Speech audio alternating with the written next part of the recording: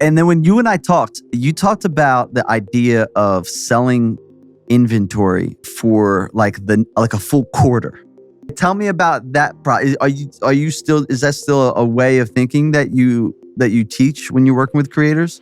Definitely. I'll actually give you the story of how I discovered it and how we implemented it. So one of my favorite shows is $1 Million Listing, and like I basically watch all of them. And so I was watching this episode, and it's Frederick Eklund. He's like selling out a building in New York, right? And it was really interesting because he's not just like, oh, like building is available. He's like, no, I'm going to make an event out of this. I'm going to make it a party. So he basically like throws this huge party, and then it's him and his team in this like office or whatever. And they have this chart where they're just like marking off when it's sold, right? And then he's like calling people, hey, we had like 100 units available, only 60 are left. Next day it's like only 40 are left, only 20 are left. So I was like, why don't we do this as creators? And so most creators, especially in podcasting, have a limited inventory, right? And in the case of Mixergy, it was 3 episodes a week, 52 weeks, 104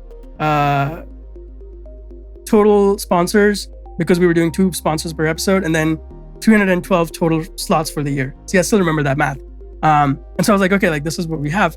And so one year, what I just did is around September, and I did it in September because it was right before Q4. So I was like, okay, they're probably thinking about next year. Let's get us in early. Let's lock in these deals before even like other creators come. I basically emailed all the sponsors that we worked with, and I was like, hey, we're planning for next year. And so can you talk in this week about next year's sponsorship? Would love to just kind of like check in and see how things are going and talk about next year. And I scheduled all of the calls in the same week. And on the call, I was like, okay, how are things going? Okay, cool. Let me know what you think. And every call I was basically like, and I think I expect to like sell out Q1 within the next two weeks, right? So like it created the urgency. Yep. And then like brands started coming back. And then lo and behold, like I think we tested this out a few times, and I think it was 2019 or 2020. The first week of the year, 80% of the inventory for the whole year was sold. Like imagine coming into that as a creator. Oh my gosh. That's game changing. And the best part, I'll share another quick story. And there were some times where like a brand would email me and they'll be like, okay, we want to sponsor. I was like, okay, it's the next episode is in April. And then the brand didn't email me for 2 weeks, and they came back and I was like, oh yeah, now we're at September. I'm like, what? Like, I wasn't kidding when I told you it's sold out. Yep. So now guess what happens next year? They're emailing me being like, hey, can we get in before you like start selling this? Because I know you sell out really fast. So now the brands are coming to me so that they can get their episodes in before inventory starts selling out. So now I'm not chasing them, they're chasing me. It actually puts you in more control instead of just waiting for people to come to you. You know, like this is what we offer. You can take it or leave it. You know, it's sort of like the way people sell like courses.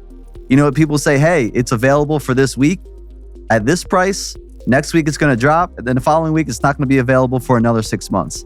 And that creates that urgency for people to buy.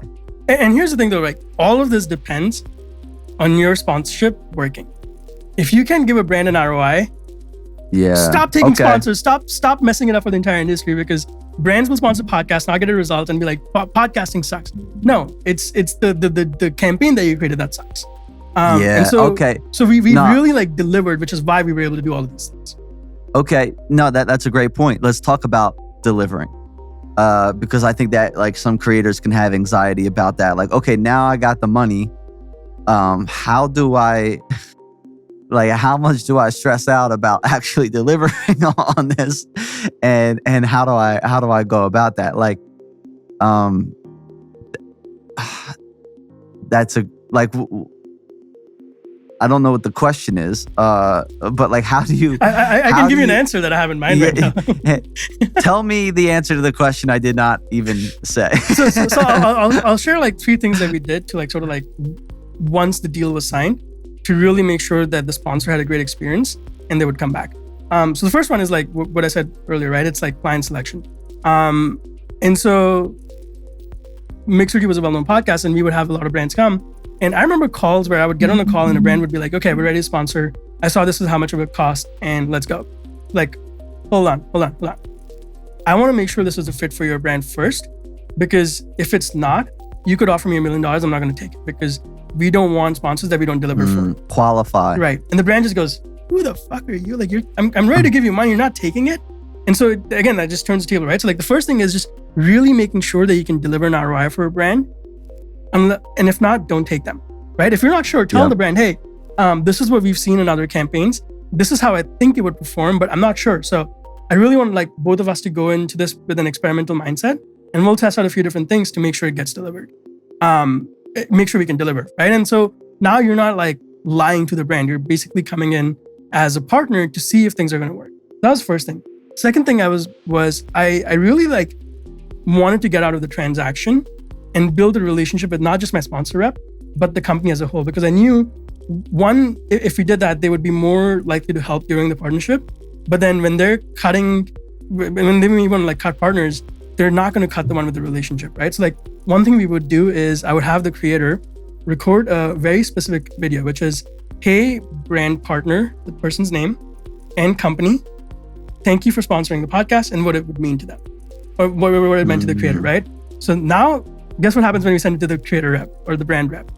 They send it to the whole company. They send it to the whole company, because who else does that, right? Yeah, it makes them look. That's something that I talk about. Make the point of contact you're working with look good, because if you make them look good, they're gonna tout this partnership to as many people as far as wide as they can.